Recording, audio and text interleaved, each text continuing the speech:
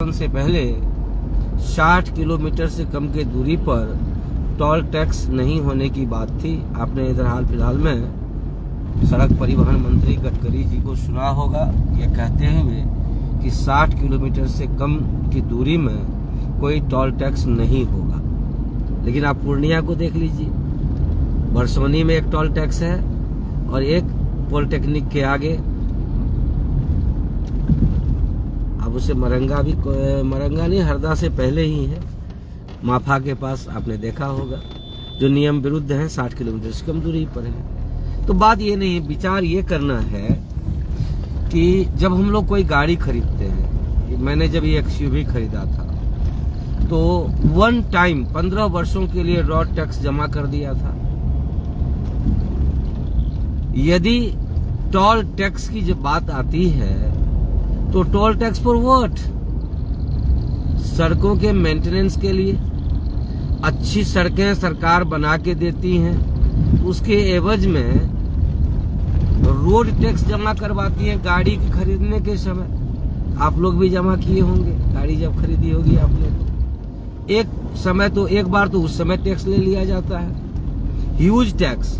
मैं इधर हाल फिलहाल में गाड़ी खरीदने की सोच रहा था, फॉर्च्यूनर या इस तरह का कोई दूसरा गाड़ी, तो रोड टैक्स और रजिस्ट्रेशन मिलाकर 8 लाख रुपया लगभग उसी में लग जाना है। आप बताइए कि इतना ह्यूज रोड टैक्स देने के बाद जब आप गाड़ी खरीदते हैं तो सड़क अच्छा हो, इसके लिए टोल टैक्स है।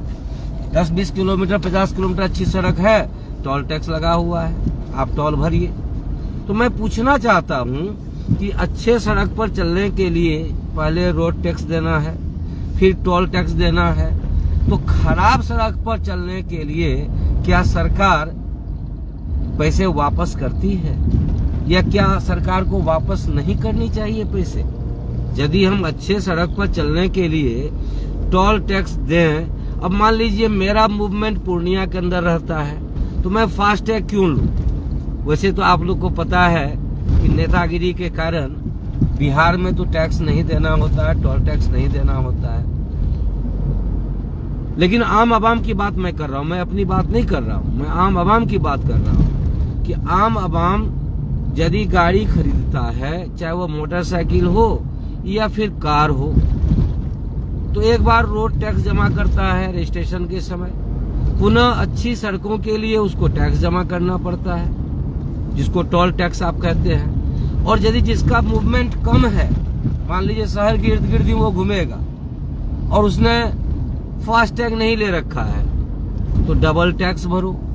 तो आप लोगों को नहीं लग रहा है कि भारतीय जनता पार्टी की जो यह सरकार है, लोगों का दोहन करने के लिए, शोषण करने के लिए कतिपय प्रपंच रच दिया है। ये ड्रामा करते हैं कि हमने अच्छी सड़कें दे दी। कौन सी अच्छी सड़कें दे दी? आप पूर्णिया के ही, यदि आप पूर्णिया का ही सर्वे कर ले तो आप पाएंगे कि बहुत सारे सड़क अभी भी चलने लायक नहीं है। मधुबनी से आप यदि चुनापुर के तरफ जाते हैं, मजली चौक से आगे बढ़ते ही आप चलने के लायक सड़क नहीं है वो। लेकिन टोल टैक्स देना है, फास्टैग लेना है, फास्टैग नहीं लिया तो डबल भरना है। तो लोगों को विचार करने की जरूरत है। एक ही समय में सड़क परिवहन मंत्री सदन में कहते हैं कि 60 किलोमीटर से कम दूरी पर यदि टोल टैक्स है तो वह गलत है। तो फिर ये बरसों से चल कैसे रहा है? किसके इशारे पर चल रहा है कि बरसोनी में भी टोल टैक्स है और मरंगा में भी टोल टैक्स है?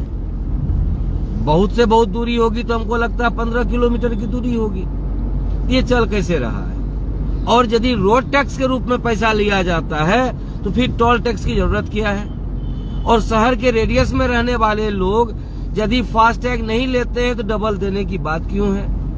तो प्यारे साथियों, आज वर्तमान परिप्रेक्ष्य में सिर्फ और सिर्फ धर्म के नाम जितना अधर्म हो रहा है, चाहे वह सड़कों का धर्म हो, चाहे लोगों के जीवन प्रत्याशा को घटाने का धर्म हो, चाहे बलात्कारियों व्यभिचारियों को माफ करने का धर्म हो, आपको यह देखना होगा और इस पर विचार करना होगा कि धर्म के नाम जो अधर्म हो रहे हैं उसका शिकार कल आप भी होने वाले हैं। मैं पूछना चाहता हूं कि हम लोग सदियों से प्रभु श्री राम का जयंती जन्म उत्सव कब मनाते हैं? रामनवमी के दिन मनाते हैं। इस बार भी रामनवमी 17 अप्रैल को पड़ रहा था।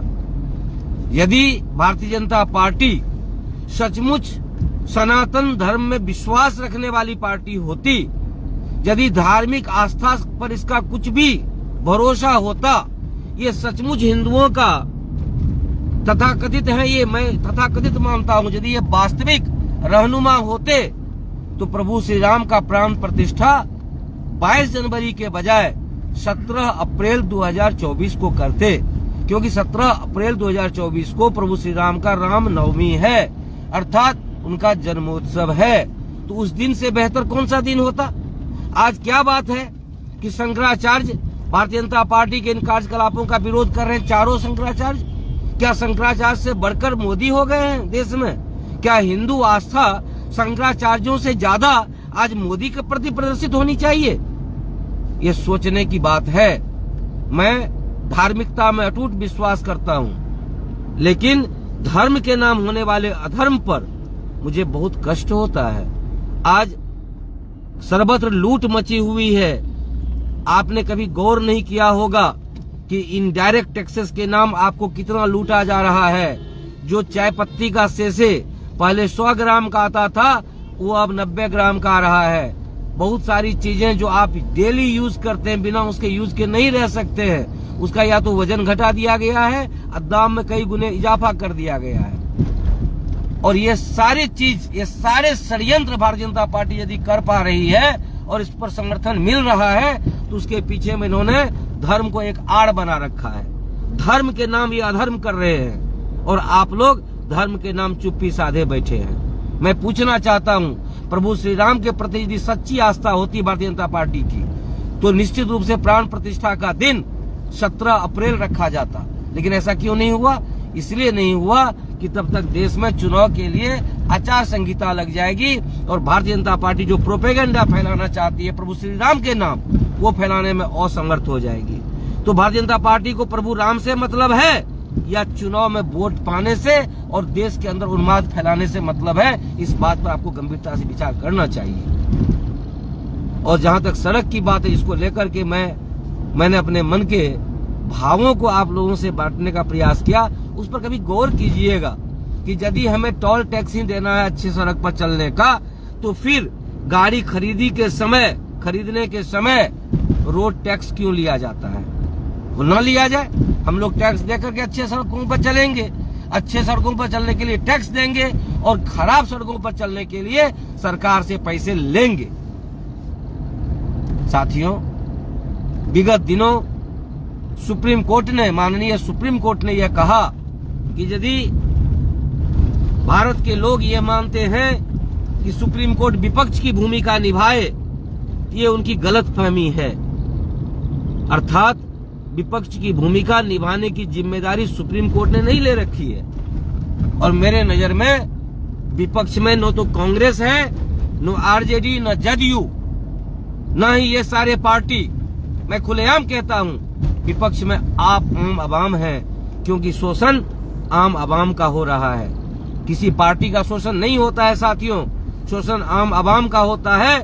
और सबसे मजबूत विपक्ष यदि कोई है तो वो हम और आप हैं, आम आवाम है। आम आवाम को जगने की जरूरत है। विगत दिनों आपने देखा जंतर मंतर पर किस तरह का हमारे मां भारती के सच्चे सपूतों ने आंदोलन किया ईवीएम को लेकर। यदि ईवीएम बहुत अच्छा है तो आप वीवीपैट के जो वोटर कार्ड बनते, जो निकलते हैं स्लिप, उसे आप सार्वजनिक करके दे दीजिए वोटर को, या उसको एक बक्से में रख करके उसकी गिनती करवाइए। फिर इसमें आपको डर किस बात की है? इलेक्शन कमीशन यदि आज अपने स्वायत्त होने का परिचय नहीं दे रही है, आने वाले समय में इतिहास उसे माफ नहीं करेगी।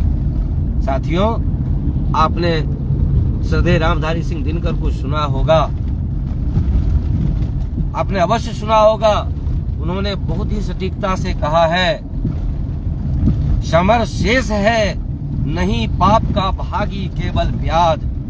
जो तटस्थ है समय लिखेगा उसका भी इतिहास। तो साथियों, तटस्थता को त्यागिए, धर्म के नाम होने वाले अधर्म पर मजबूती से आवाज उठाइए, क्योंकि धर्म के नाम होने वाले इस अधर्म का प्रभाव आप पर भी पड़ने वाला है, आपके बच्चों पर भी पड़ने वाला है, आपके आने वाले भविष्य पर भी पड़ने वाला है। एक बात तो आप बिल्कुल नोट कर लीजिए कि इतिहास बड़ा क्रूर होता है। इतिहास की क्रूरता निश्चित रूपेण तमाम ऐसे लोगों को झेलना होगा जिन्होंने आज मौन धारण कर रखा है और धर्म के